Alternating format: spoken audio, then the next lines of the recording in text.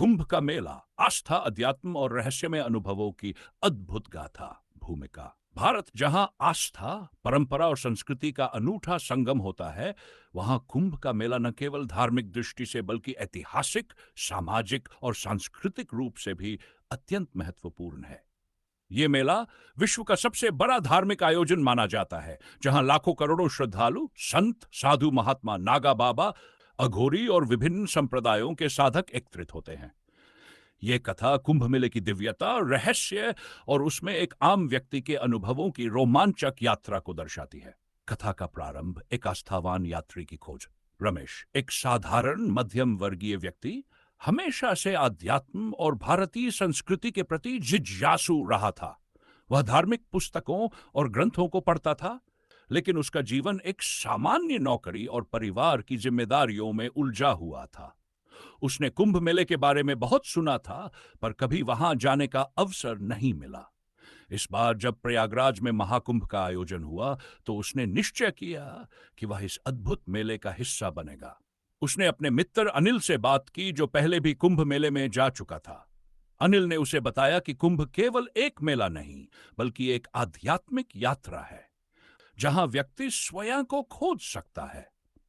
रमेश ने अपने परिवार से अनुमति ली, जरूरी सामान पैक किया और ट्रेन पकड़कर प्रयागराज की ओर चल पड़ा। ट्रेन में उसे कई श्रद्धालु मिले जो कुंभ में स्नान के लिए जा रहे थे। कुछ वृद्ध महिलाएं भजन गा रही थी, तो कुछ युवा गंगा मैया के जयकारे लगा रहे थे। वातावरण पूरी तरह आध्यात्मिक हो चुका था। कुंभनगरी में प्रवेश। जब रमेश प्रयागराज स्टेशन पहुंचा, तो वहां श्रद्धालुओं की अपार भीड़ थी।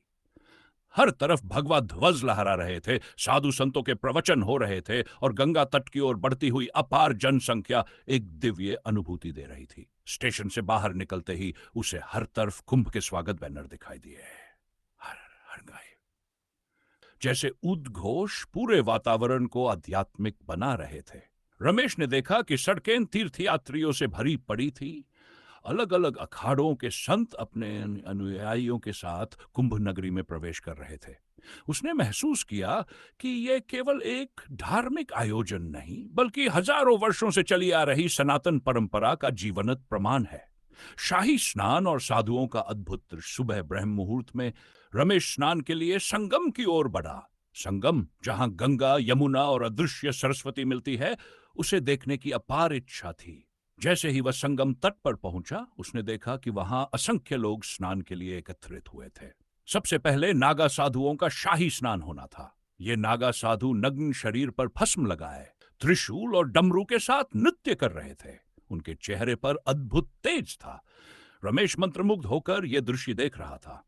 जैसे ही शाही स्नान की घोषणा हुई, नागा साधु हर हर महादेव का उद्घोष करते हुए गंगा में कूद पड़े। पूरा वातावरण शिवमय हो गया। रमेश भी श्रद्धा से भरा हुआ गंगा में उतरा।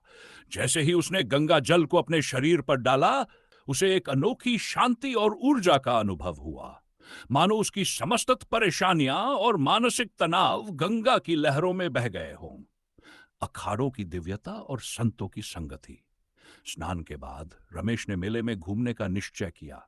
उसने देखा कि वहां विभिन्न अखाड़ों के पंडाल लगे थे। कुछ अखाड़ों में भजन कीर्तन हो रहे थे, तो कुछ में योग और ध्यान की कक्षाएं चल रही थी। रमेश को एक प्रसिद्ध संत के प्रवचन के बारे में पता चला, जो काशी के एक महान योगी थे। वह वहां पहुंचा और ध्यान से प्रवचन सुनने लगा। संत ने कहा, कुंभ केवल गंगा स्नान करने का नाम नहीं है, यह आत्मशुद्धि की यात्रा है। यहां आकर अगर तुमने केवल जल में स्नान किया, परंतु अपने मन को नहीं धोया, तो यह यात्रा अधूरी रह जाएगी। रमेश को यह वचन बहुत गहरे लगे। उसने सोचा कि केवल बाहरी आडंबर के लिए यहां नहीं आया है, बल्कि आत्मबोध की यात्रा के लिए आया है। अघोरियों से सामना। शाम को रमेश को पता चला कि मेले में अघोरी साधु भी आए हुए हैं।